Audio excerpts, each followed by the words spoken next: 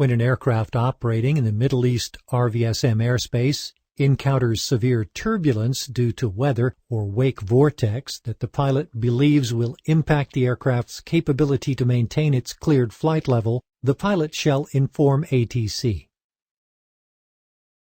ATC shall establish either an appropriate horizontal separation or increased minimum vertical separation, and to the extent possible, accommodate pilot requests for flight level and/or route changes, and shall pass on traffic information as required. ATC shall solicit reports from other aircraft to determine whether RVSM should be suspended entirely or within a specific flight level band and/or area.